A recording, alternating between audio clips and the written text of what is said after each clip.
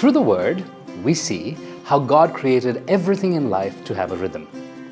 Birds migrate, some animals hibernate, some creatures shed and renew their bodies. There are seasons and there are times, all in a rhythm. Even in the creation story in Genesis 1, we find God taking the time on the seventh day to rest. Not because He was tired, of course, but to delight in and inhabit His creation.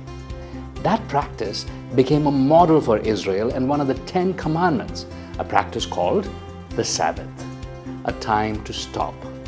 But we live in a culture that glorifies being busy, productive, and always hustling. And since our bodies aren't designed just to keep going, we turn to habits that give us energy spikes in the short run, but don't really replenish our souls. We're constantly wired, we're not sleeping enough, and we rarely stop to notice what's around us. See, soul care is not just about taking a day off. It's about breaking from the routine, looking outside of ourselves to the world God has made, the relationships He's given, the grace He extends to love, care, and forgive again. It's tuning in to who He is and what He's saying. See, much of the world's self-care is about putting ourselves first, tuning out people, doing what you love, finding little escapes. And don't get me wrong, I totally understand the need to be kind and compassionate to oneself. That's important. I myself enjoy Netflix breaks and gym time too. But here's what we've learned. Here's what I've learned.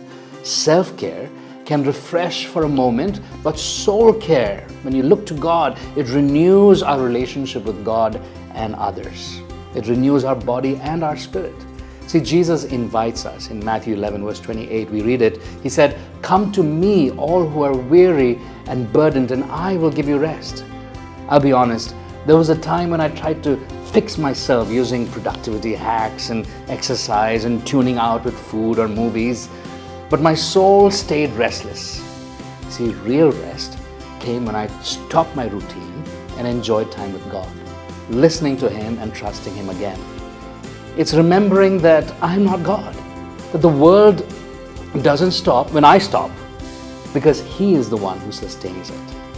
Soul care means appreciating that fact and appreciating those around you. Try it today. Walk up to somebody and just tell them something that you appreciate about them. Notice how it fills you and it also fills them. We were created to keep on giving, and if we don't, we become stagnant on the inside. So whether it's a full day or a few hours a day or a few minutes, when we stop and we turn to Him, it creates in us a healthier, God-shaped, God-filled soul that blesses others in ways that only He can make possible. So let me encourage you today. Take care of yourself by taking care of your soul. And one way to do that is to pray with somebody.